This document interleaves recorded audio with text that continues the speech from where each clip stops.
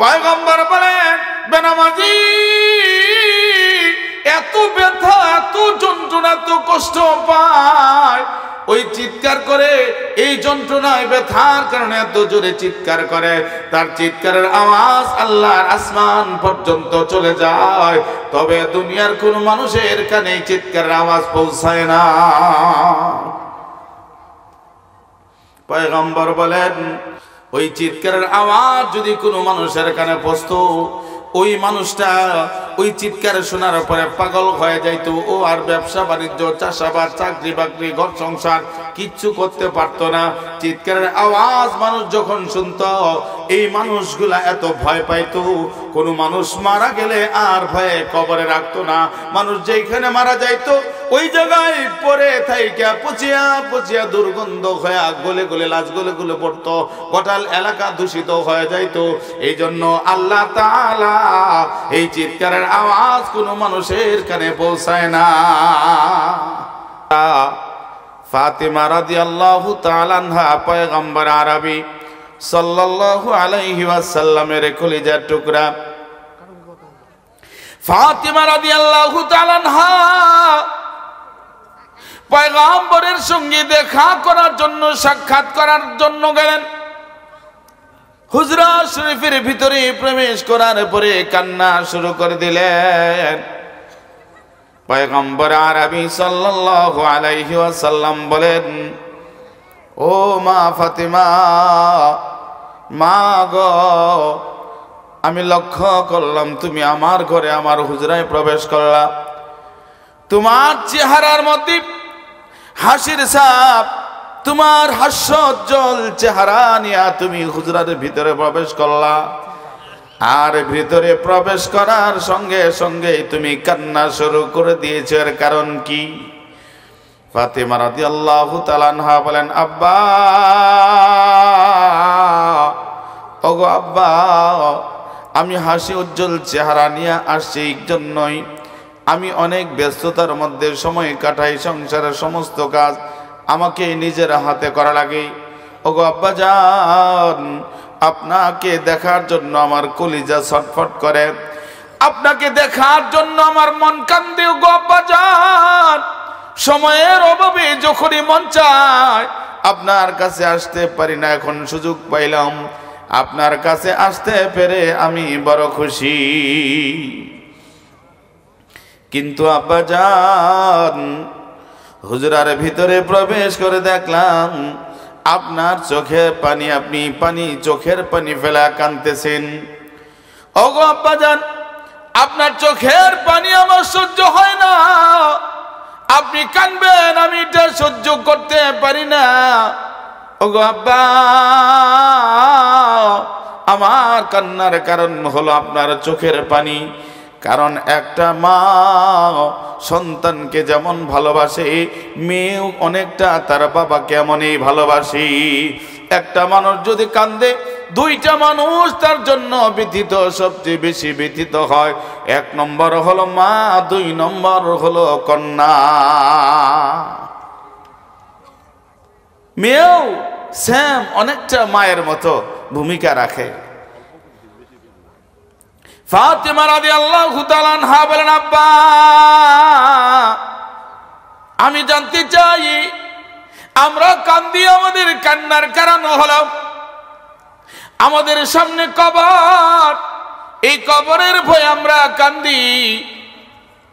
কারণ জানি না আমি নিষ্পাপ হয়ে কবরে যাব না, পাপী হয়ে কবরে যাব, আমি কবরে ঈমান নিয়ে যাইতে পারবো কিনা, আমার কবরে কি হালত হবে আমার জানা নাই। ওগো পয়গম্বর, ওগো আব্বা জান, আমি তো আমার কবরের ভয়ে আমরা সবাই কান্দি। পয়গম্বর আরবি সাল্লাল্লাহু আলাইহি ওয়াসাল্লাম বলেন, আল কবরু রাউযাতুম মিন রিয়াজিল জান্নাহ আও হুফরাতুম মিন হুফারিন নার। কারো কবর হবে জাহান্নামের গর্ত, জাহান্নামের গর্ত। ওগো আব্বা, আমরা জাহান্নামের গর্ত, কবর হবে, কবরের ভয়ে কান্দি, হাসরের ভয়ে কান্দি, ফুলসিরাতের ভয়ে কান্দি, জাহান্নামের ভয়ে কান্দি। ওগো আব্বাজান, আপনার কান্নার কারণ কি? আপনার আমল নামায় তো গুনাহ নাই, আপনি বেগুনা মাসুম। আপনার কবর আযাব হবে না, হাসর মিজান ফুলসিরাত জাহান্নামের কোনো ভয় আপনার নাই। ওগো আব্বা, আল্লাহ তাআলা আপনাকে বেগুনা মাসুম বানাইছেন। আপনার আমল নামায় কোনো গুনাহ লেখা হবে না।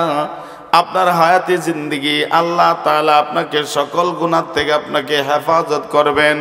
আপনার কোনো গুনাহ হবে না, কোনো পাপ হবে না। তাহলে আপনি কেন কান্দেন? কান্নার কারণ কি? না বাবার কথা মনে পড়ছে, না মায়ের কথা মনে পড়ছে, না বিবির কথা মনে পড়ছে? কোন কারণে কান্দেন? পয়গম্বর বলেন, মা ফাতিমা, আমি কবরের ভয়ে কান্দি না, হাসর মিজান ফুলসিরাত জান্নাত জাহান্নামের জন্য কান্দি না রে মা। ওগো মা, আমি আমার বাবার জন্য কান্দি না, আমার মায়ের জন্য, বিবির জন্য কান্দি না। মা রে, আমি কান্দি আল্লাহ পাক রব্বুল আলামিন আমাকে জান্নাত দেখাইছেন, জাহান্নাম দেখাইছেন। আমি যখন জান্নাত দেখার জন্য গেলাম, দেখলাম আমার উম্মতের নারীদের সংখ্যা জান্নাতে কম। আর যখন জাহান্নাম পরিদর্শন করার জন্য, দেখার জন্য গেলাম, দেখলাম জাহান্নামে আমার উম্মতের নারীদের সংখ্যা বেশি। এই জন্য আমি পয়গম্বর আমার উম্মতের নারীদের ব্যথায় ব্যথিত হইয়া কাঁদতেছি। পয়গম্বর বলেন, মা ফাতিমা, কিয়ামত পর্যন্ত আনেওয়ালা আমার উম্মতের নারীদেরকে জাহান্নাম থেকে বাঁচানোর জন্য, আমার উম্মতের নারীদেরকে জাহান্নাম থেকে বাঁচাইয়া আল্লাহর জান্নাতে পাঠানোর জন্য আমি পয়গম্বর চোখের পানি ফেলা কাঁদতেছি। কেমনে আমার উম্মতের নারীদেরকে জাহান্নাম থেকে বাঁচাইয়া আল্লাহ জান্নাতি বানানো যায়। ও মায়েরা আমার, বোনেরা আমার, একটু মনোযোগ দিয়ে শ্রবণ করেন, একটু মনোযোগ দেন। আপনাদের জন্য গুরুত্বপূর্ণ কয়েকটা মেসেজ দিয়ে যাই, আপনি একটু দিলের কানটা লাগায় শুনেন। মা, আপনাদেরকে অনুরোধ করতেছি, আপনাদের উদ্দেশ্যে কয়েকটা কথা বলতে চাই। কেউ কারোর সঙ্গে কথা বলবেন না, কারণ এই কথাগুলি আপনি আর আগামীকাল হয়তো নাও পাইতে পারেন। ও মা, আল্লাহ তাআলা যদি কবুল করে, এই বয়ানটা যদি আপনার সিনার মধ্যে গাইতে যায়, আল্লাহ তাআলা আপনাকে জান্নাতি বানায় দিবে। পয়গম্বর আরবি সাল্লাল্লাহু আলাইহি ওয়াসাল্লাম বলেন, ও মা ফাতিমা, কিয়ামত পর্যন্ত আনেওয়ালা আমার উম্মতের নারীদেরকে জানায় দাও, তারা যদি আল্লাহর জাহান্নাম থেকে বাঁচতে চায়, তারা যদি আল্লাহ জান্নাতে যাইতে চায়, আমি পয়গম্বর তাদেরকে জাহান্নাম থেকে বাঁচানোর জন্য, তাদেরকে আল্লাহ জান্নাতে পাঠানোর জন্য আমি পয়গম্বর সহজ সহজ 4টা আমল দিয়ে গেলাম। কয়টা আমল?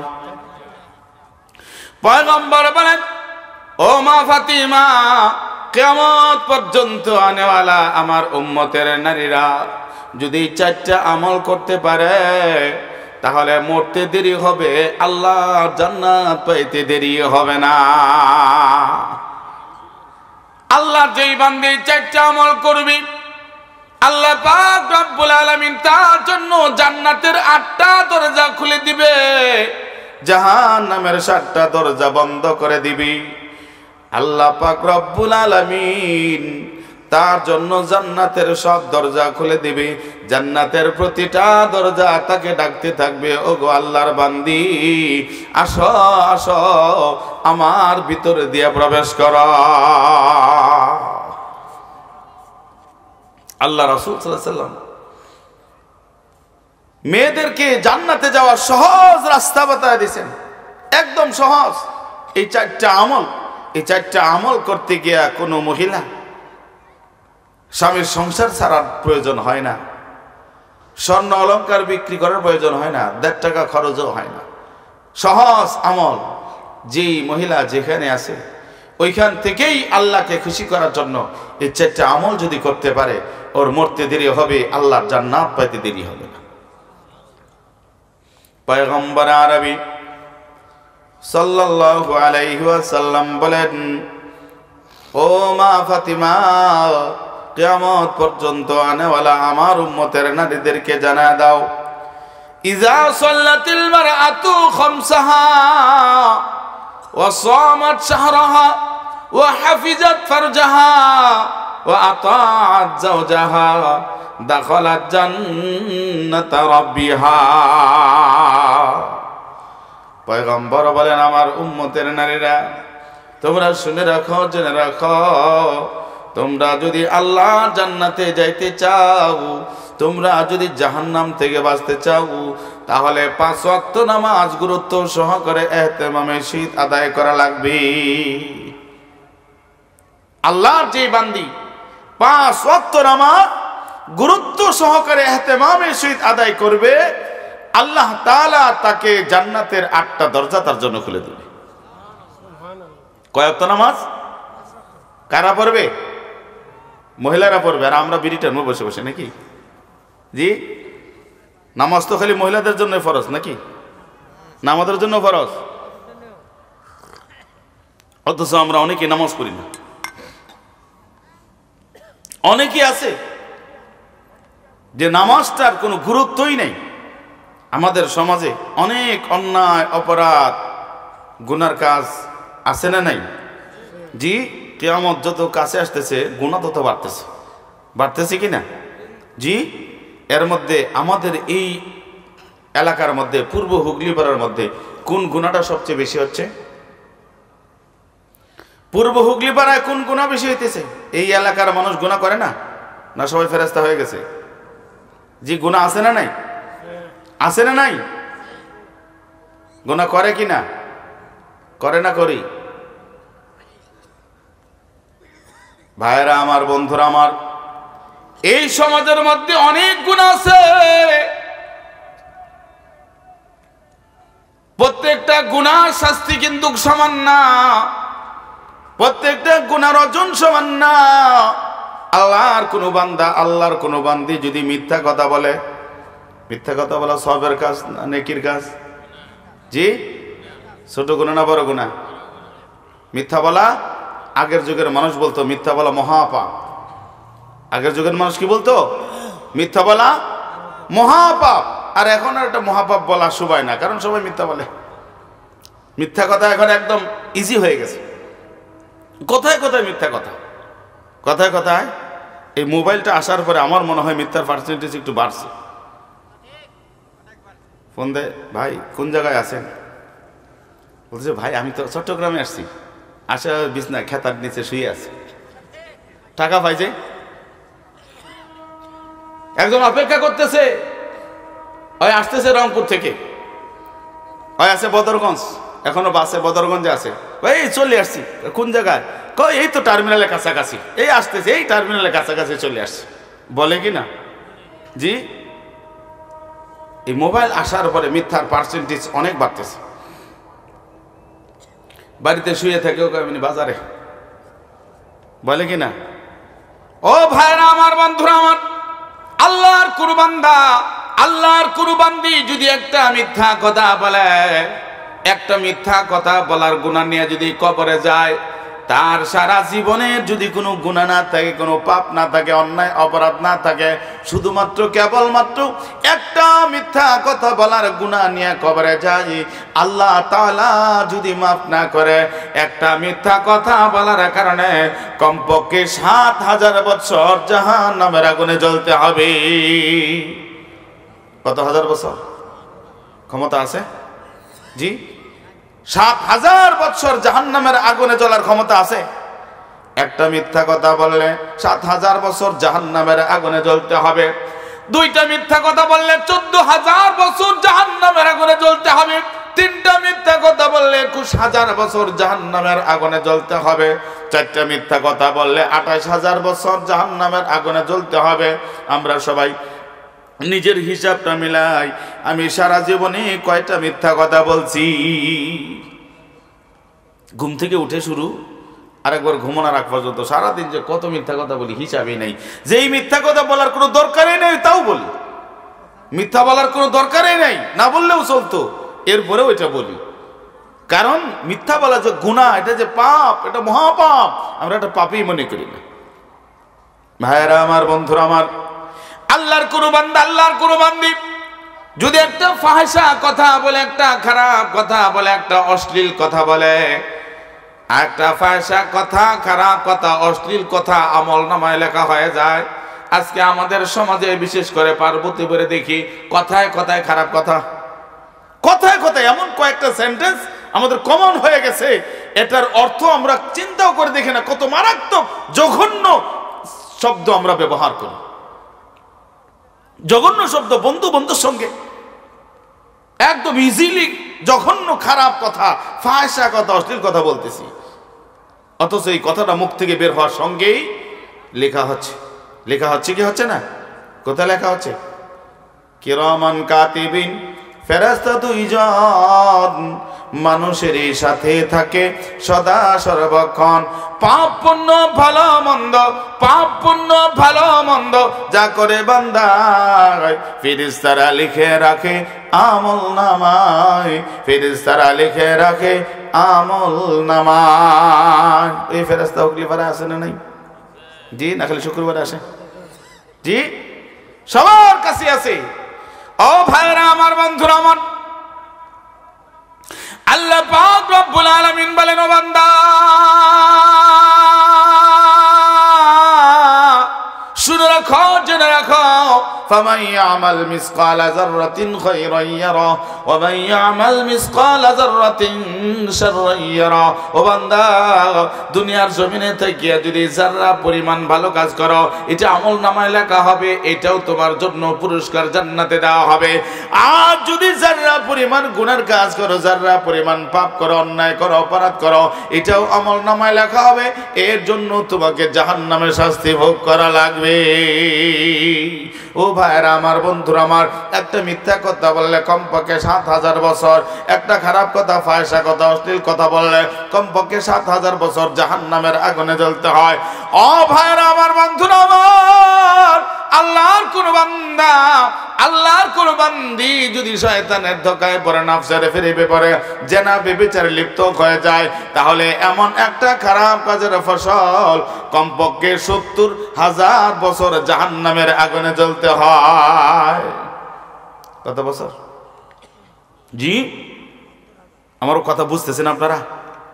তো হু হা করিয়েন না, মনে করছেন যে আপনার কাছের বক্তা আমরা হু হা করবো কেন?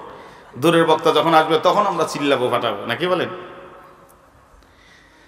বয়ান আমরা হাঁটি না, হাঁটার সময় পাও দিয়ে হাঁটি না হাত দিয়া? জি, আর হাতগুলা কি করেন? পকেটের ভিতরে? জি, কেন নড়াচড়া করেন কেন? এই হাত হলো ব্যালেন্স রক্ষা করে। আপনি যত দৌড়াবেন হাত তত দৌড়াবে, নাকি বলেন? পায়ের সাথে একটা তাল থাকে। ঠিক এরকম বক্তা হলো পাও, আপনার হলেন হাত।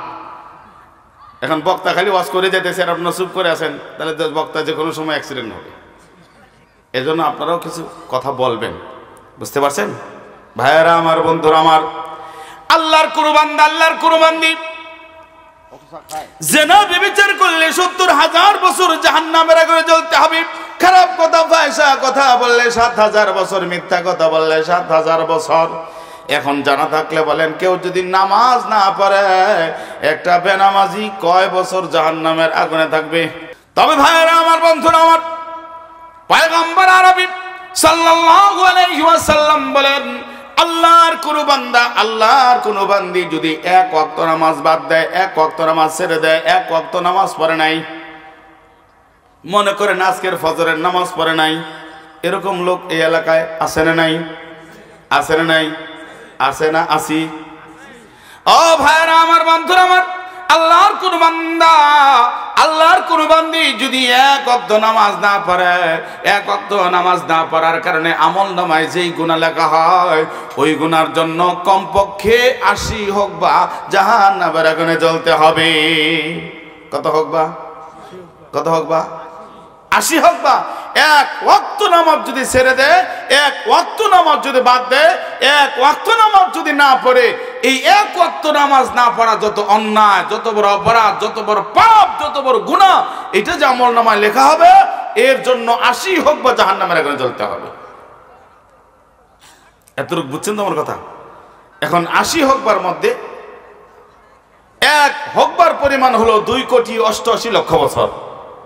এক হকবার পরিমাণ 2,88,00,000 বছর। তাহলে 80 হকবা তার থেকে কম না, না বেশি? কত গুণ বেশি? 80 গুণ বেশি। তাহলে হিসাব করেন আপনারা, আমার থেকে অঙ্ক আপনারা ভালো জানেন। তবে আল্লাহর কোন বান্দা, আল্লাহর কোন বান্দি যদি ওই নামাজটা কাজা আদায় করে, কাজা বুঝেন? মনে করেন ফজরের নামাজ পড়ে নাই, জোহর, আসর, মাগরিব অথবা ইশার সময় আদায় করে নিয়েছেন, নাম হলো কাজা। আল্লাহর কোন বান্দা যদি কাজা আদায় করে, আল্লাহর কোন বান্দি যদি কাজা আদায় করে, 80 হকবার মধ্যে 79 হকবাই আল্লাহ মাফ করে দেয়। আর বাকি থাকে আরো কতটুকু? এক হকবা, এক হকবার পরিমাণ কত? 2,88,00,000 বছর। এটার থেকে পরিত্রাণ পাওয়ার রাস্তা একটাই, তওবা করা। কি করা? কি করা? আল্লাহর কাছে মাফ চাওয়া, ক্ষমা চাওয়া, তওবা করা। আল্লাহর কাছে কেউ যদি মাফ চায়, তওবা করে, ক্ষমা আল্লাহ তাআলা করে দিবে। ক্ষমা চাইলে আল্লাহ ক্ষমা করবে। কিন্তু আমরা তো আর ক্ষমাই চাই না। নামাজ না পড়া যে অন্যায়, নামাজ না পড়া যে অপরাধ, নামাজ না পড়া যে পাপ, নামাজ না পড়া যে গুনাহ, এটা আমরা মনেই করি না। সুদ খাইলে এলাকার মানুষ আমরা লোকটাকে ঘৃণা করি। ঘৃণা করি কি না? সুদখোরকে ঘৃণা করি। এখন দিন দিন সুদখোরের সংখ্যা বাড়তেছে, তো সবাই সুদ খায়, আর ঘৃণা আর কাকে করবো? নিজেও জড়িত, নাকি বলেন? এখন সুদ যদি পৃথিবীর সব মানুষ খায়, কোন মানুষ যদি সুদের বাইরে না থাকে, তাহলে কি আর সুদ হারাম থাকবে? আপনারা কি বলেন? জি, সুদ হালাল হয়ে যাবে? হালাল হয়ে যাবে? হ্যাঁ। পৃথিবীর এই মনে করেন যে 800 কোটি মানুষ সবাই যদি সুদখোর হয়, কেউ দেয় আর কেউ নেয়, সুদের গুনাহ মনে না করে, এরপরেও সুদের যেই গুনাহ, পৃথিবীর সব মানুষ যদি সুদ মুক্ত হয়, একটা মানুষ যদি সুদ খায়, তা একই সমান গুনাহ, নাকি বলেন? এটা কিয়ামত পর্যন্ত আল্লাহ কোরআনে আয়াত নাজিল করে এই বিধান জারি করে দিয়েছেন, এটা হারাম, সুদ হারাম, ঘুষ হারাম। ভাইরা আমার, বন্ধুরা আমার, আল্লাহর কোন বান্দা, আল্লাহর কোন বান্দি যদি এক ওয়াক্ত নামাজ না পড়ে, তাহলে 80 হকবার জাহান্নামের আগুনে জ্বলতে হবে। আমরা চিন্তা করি জীবনে কত শত শত নামাজ ছাড়া দিছি, কত শত শত নামাজ বাদ দিছি, তাহলে আমার কি হবে? আমার কি অবস্থা হবে? আল্লাহর নবী মুসা কালিমুল্লাহর কাছে একটা মহিলা কাঁদতে কাঁদতে আসছে, একটা মেয়ে মানুষ কাঁদতে কাঁদতে আসছে। আল্লাহ নবী মুসা কালিমুল্লাহ বলে, ওগো আল্লাহর বান্দি, কেন কান্দো? কে বেড়েছে, কে প্রহার করেছে বলো, আমি নিজের হাতে তার বিচার করব, ব্যবস্থা করব। আল্লাহর বান্দি বলে, ওগো আল্লাহর নবী মুসা কালিমুল্লাহ, আজকে আমি কারো বিরুদ্ধে মামলা নিয়ে আসি নাই, কারো বিরুদ্ধে কোনো অভিযোগ নিয়ে আসি নাই নবী গো, আমি আজকে আমার জন্য আপনার কাছে আসছি নবী। শয়তানের ধোকায় পড়ে, নফসের ফিরে পড়ে আমি আমার জীবনে বড় বড় 2টা গুনাহ করে ফেলেছি। কয়টা গুনাহ? 2টা বড় বড় গুনাহ করেছি। ওগো আল্লাহর নবী, আমার ভয় হইতেছে এই 2টা বড় বড় গুনাহ যদি আল্লাহ মাফ না করে, এই বড় বড় 2টা গুনাহ নিয়ে যদি কবরে যায়, না জানি কবরে আমার কি কঠিন শাস্তি হবে, কবর আযাব সহ্য করার ক্ষমতা আমার নাই। এই বড় বড় 2টা গুনাহ নিয়ে যদি হাশরের ময়দানে উঠি, হাশরের ময়দানের আযাব সহ্য করার মতো ক্ষমতা আমার নাই। ওগো আল্লাহর নবী মুসা কালিমুল্লাহ, এই বড় বড় 2টা গুনার জন্য না জানি জাহান্নামে কত লক্ষ বছর, কত কোটি বছর জাহান্নামের আগুনে জ্বলতে হবে। নবী গো, এই 2টা গুনাহ করার পরে আমি এত লজ্জিত অনুতপ্ত হয়েছি। ওগো আল্লাহর নবী, এমন কোন রাত নাই যে রাত্রে আমি কান্নাকাটি করি নাই, এমন কোন দিন নাই যে আমি কান্নাকাটি করি নাই। দুইটা গুনাহ করার পরে সারা দিন আমি রোনাজারি কান্নাকাটি করেছি, সারা রাত কান্নাকাটি করেছি। আল্লাহর কাছে আমি অনেকবার মাফ চাইছি, অনেকবার তওবা করেছি। জানি না আল্লাহ তাআলা আমার তওবা কবুল করেছেন কিনা, আমার গুনাহ মাফ করেছেন কিনা। মুসা কালিমুল্লাহ, আপনার কাছে আসার কারণ হলো আপনার সাথে আল্লাহর সম্পর্ক বড় গভীর। কারণ আপনি নবী, আপনি একজন রাসূল, আল্লাহর সঙ্গে আপনার সরাসরি কথা হয়। এই জন্য আপনার কাছে আসি। নবী গো, আপনি আল্লাহর কাছে আমার জন্য একটু সুপারিশ করেন, আল্লাহ তাআলা যেন আমার বড় বড় দুইটা গুনাহ মাফ করে দেয়, আমার তওবা যেন আল্লাহ তাআলা কবুল করে নেয়। চিন্তা করছেন? ওয়াজ কিন্তু শোনার নাম না। আপনারা ওয়াজ শুনতেছেন? জি, ওয়াজ কিন্তু শোনার নাম না, ওয়াজ হলো বুঝার নাম। ওয়াজ এটা বার্ষিক একটা ক্লাস। একটা ছাত্র ক্লাসে স্যার কি কয় সব খালি শুনে, ওই বুঝে না, তাহলে পরীক্ষায় ফার্স্ট ডিভিশন পাবে না A+ পাবে? জি হ্যাঁ, এই জন্য ওয়াজ এটা খালি শোনার নাম না। আমরা তো এখন সুরের পাগল। পোস্টারে আগে বক্তার নাম দেখার আগে ইউটিউবে সার্চ দিই, তার দিয়ে দেখি বক্তা সুর কেঙ্কা, সুর ভালো হলে আসি, না হয় নাই। এরকম লোক আছে না নাই? সুরের পাগল। আচ্ছা, কোরআন হাদিসে কোথাও আছে বক্তার সুর ভালো হলে সব বেশি? জি, আপনাদের কি মনে হয় কোরআন এরকম আছে? তা সুরের পাগল না আল্লাহর পাগল? আমরা সুরের পাগল না আল্লাহর পাগল? আমরা সুরের পাগল না কোরআনের পাগল? আমরা বক্তার পাগল না কোরআনের পাগল? ও ভাইরা আমার, বন্ধুরা আমার, একটু চিন্তা করে দেখি, আল্লাহর একটা বান্দি দুইটা মাত্র বড় বড় গুনাহ করার পরে সারা রাত কান্দে, সারা দিন কান্দে, তওবা করে, রোনাজারি করে। আর আমরা এমন হতভাগা, কত বড় বড় গুনাহ জীবনে করছি, কত মিথ্যা কথা বলছি, মিথ্যা কথা বড় গুনাহ, কবিরা গুনাহ। গীবত করা কবিরা গুনাহ, চুগলখড়ি করা কবিরা গুনাহ, পরের মাল আত্মসাৎ করা কবিরা গুনাহ, বেগার নারীর দিকে তাকানো কবিরা গুনাহ, নামাজ না পড়া কবিরা গুনাহ, সুদ খাওয়া কবিরা গুনাহ, সুদ দেওয়া কবিরা গুনাহ, ঘুষ খাওয়া কবিরা গুনাহ, ঘুষ দেওয়া কবিরা গুনাহ, ওজনে কম দেওয়া সবের কাজ না নেকির কাজ, ওজনে কম দেওয়া এটাও কবিরা গুনাহ, ওজনে মানুষকে ঠকায়া বেশি নেওয়া এটাও কিন্তু কবিরা গুনাহ। জীবনে কত শত শত কবিরা গুনাহ করেছি, জীবনে কোনোদিন চোখের পানি ফেলা কান্দি নাই, অথচ আল্লাহর বান্দি দুইটা কবিরা গুনার জন্য পেরেশান হয়ে গেছে। আল্লাহর নবী মুসা কালিমুল্লাহ বলো, আল্লাহর বান্দি বলো, কি পাপ করেছো, কি গুনাহ করেছো, কি অন্যায় করেছো, কি অপরাধ করেছো? আল্লাহর বান্দি বলে, ওগো পয়গম্বর, এত জঘন্য গুনাহ করেছি, এত জঘন্য পাপ করেছি যেটা কাউকে বলা যায় না, এই কথা বলার মতো নয়। আল্লাহর নবী মুসা কালিমুল্লাহ বলে, ওগো আল্লাহর বান্দি, যেই গুনার কথা আমি জানবো না, বুঝবো না, আল্লাহর কাছে আমি কিভাবে সুপারিশ করব? এছাড়া তুমি আমার উম্মত, আমি হইলাম তোমার নবী, উম্মত হইয়া নবীর সাথে গোপন কথা বলা যায়, কোনো অসুবিধা নাই, গুনার কথা বলা যায়। আল্লাহর বান্দি বলে, নবী মুসা কালিমুল্লাহ, আমি শয়তানের ধোঁকায় পড়ে, নফসের ফিরিবে পড়ে, জীবনে একবার, শুধুমাত্র একবার, কেবলমাত্র একবার জেনা ব্যভিচারে লিপ্ত হয়েছিলাম। এমন খারাপ কাজের ফসল, এমন পাপ কাজের ফসল, আমার পেটে একটা সন্তান চলে আসছে। ওগো পয়গম্বর, এই সন্তানটা এরকম করে দীর্ঘদিন পেটে থাকার পরে যখন ভূমিষ্ঠ হওয়ার সময় হয়ে গেছে, ভূমিষ্ঠ হওয়ার সময় আমার সন্তানটা ভূমিষ্ঠ হয়েছে, দুনিয়া আর কোনো মানুষের কানে যেন তার কান্নার আওয়াজ না পৌঁছে। ওগো আল্লাহর নবী মুসা কালিমুল্লাহ, আমার কোলে যখন মানুষ সন্তান দেখবে, আমাকে ঘৃণা করবে, অপমান করবে, অপদস্থ করবে, তাচ্ছিল্য করবে, সমাজ থেকে দূর দূর করে তারা দিবে। এই সমাজে মওত পর্যন্ত ইজ্জত আর সম্মান নিয়ে আমি থাকতে পারবো না। নবী গো, ইজ্জত আর সম্মানের ভয়ে আমার কলিজার টুকরা সন্তানটা ভূমিষ্ঠ হওয়ার সঙ্গে সঙ্গেই তার কান্নার আওয়াজ পৃথিবীর কোনো মানুষের কানে যেন পৌঁছতে না পারে, জন্ম হওয়ার সঙ্গে সঙ্গে নিজ হাতে আমি তাকে গলা চেপে হত্যা করে দিয়েছি।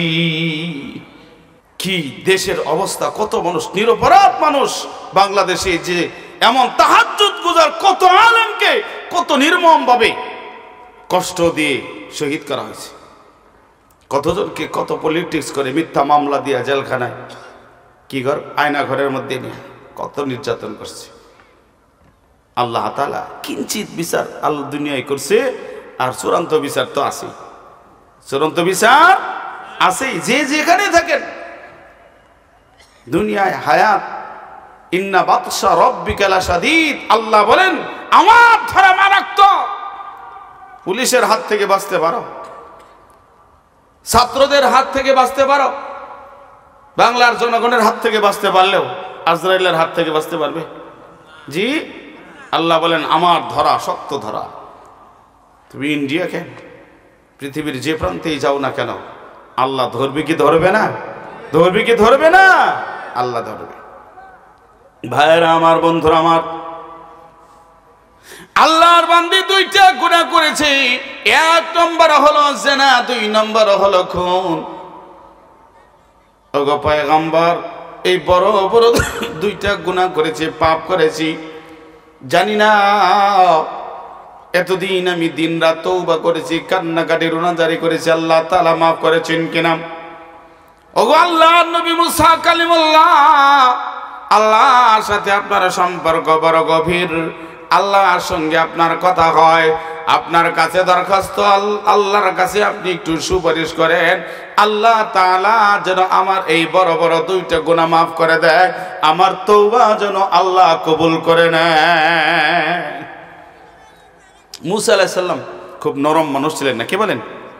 জি, মুসা আলাইহিস সালাম খুব গরম মানুষ ছিলেন, প্রচন্ড রেগে গেছে, চেহারা লাল হয়ে গেছে, চোখগুলো বড় বড় হয়ে গেছে।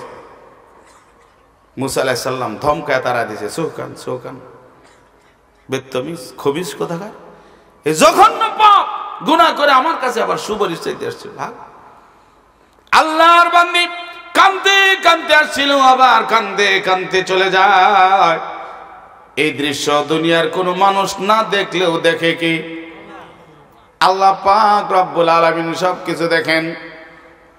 আল্লাহ তাআলা ডাক দিয়ে বলেন, নবী মুসা কালিমুল্লাহ, ও নবী গো, ও নবী মুসা কালিমুল্লাহ,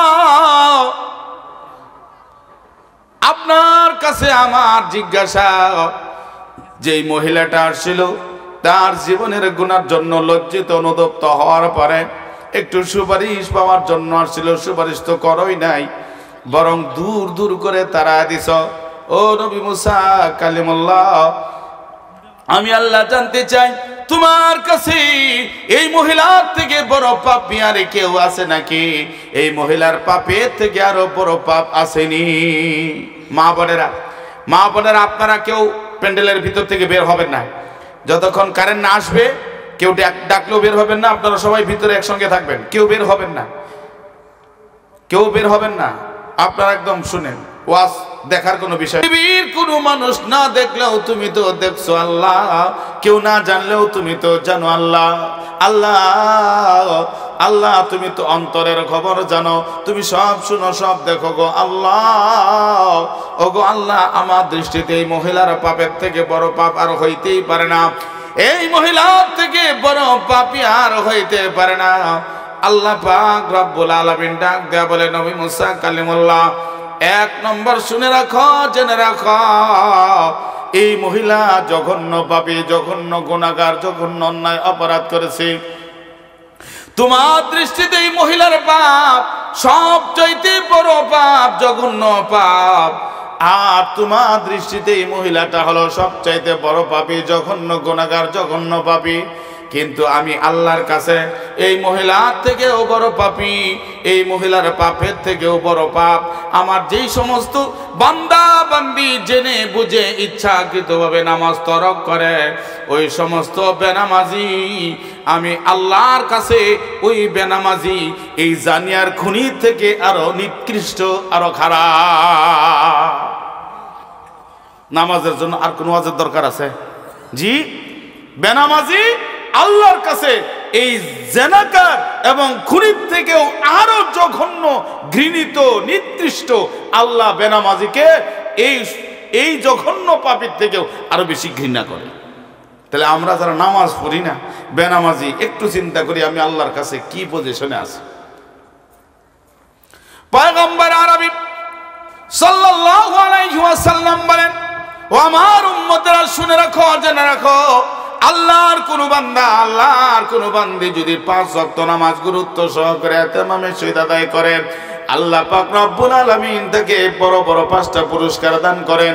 আল্লাহর পক্ষ থেকে বান্দা বান্দির জন্য যত প্রকারের পুরস্কার আছে, এর মধ্যে সবচাইতে বড় পুরস্কার, সবচাইতে দামি পুরস্কার, বড় বড় 5টা পুরস্কার আল্লাহ তাআলা নামাজীদেরকে নামাজের বিনিময়ে দান করবেন। পয়গম্বর বলেন, এই 5টা পুরস্কারে যে পাওয়া যাবে তার দুনিয়াতে আর কোনো টেনশন থাকবে না, দুনিয়াতেও কোনো চিন্তা থাকবে না, পরকালেও কোনো টেনশন থাকবে না, পরকালেও কোনো চিন্তা থাকবে না। লা খাউফুন আলাইহিম ওয়ালা হুম ইয়াহজানুন।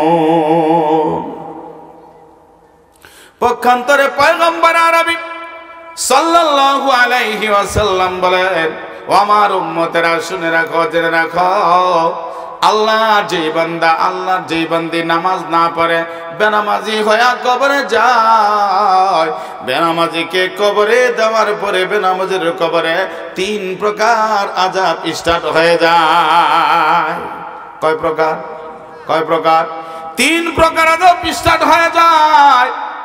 পয়গম্বর আরবি সাল্লাল্লাহু আলাইহি ওয়াসাল্লাম বলেন, বেনামাজিকে যখন কবরে রাখা হয়, কবরের মাটি 2 দিক থেকে এমন জোরে চাপ দেয়, চাপতে চাপতে চাপতে চাপতে বেনামাজির বডি পর্যন্ত চলে আসে। এইখানে শেষ নয়, এমন জোরে চাপ দেয়, 2 দিকের চাপের কারণে তার বডির হাড় হাড্ডি গুলা মরমর মরমর করে ভাঙতে থাকে, মাথার চান্দি টাস টাস করে ফেটে যায়। পয়গম্বর বলেন, একদিকের মাটি আর একদিকের মাটির সঙ্গে মিশে যায়, আর বেনামাজির দেহটা একদম পাতার মতো, কাগজের মতো চ্যাপটা হয়ে যায়। পয়গম্বর বলেন, বেনামাজি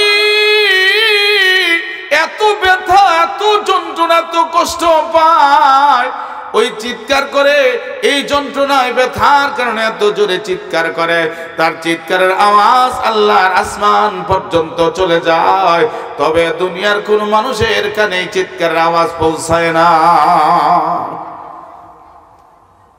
পয়গম্বর বলেন, ওই চিৎকারের আওয়াজ যদি কোনো মানুষের কানে পৌঁছতো, ওই মানুষটা ওই চিৎকার শোনার পরে পাগল হয়ে যাইতো, ও আর ব্যবসা বাণিজ্য, চাষাবাদ, চাকরি বাকরি, ঘর সংসার কিচ্ছু করতে পারতো না। চিৎকারের আওয়াজ মানুষ যখন শুনতো, এই মানুষগুলা এত ভয় পাইতো, কোনো মানুষ মারা গেলে আর ভয়ে কবরে রাখতো না।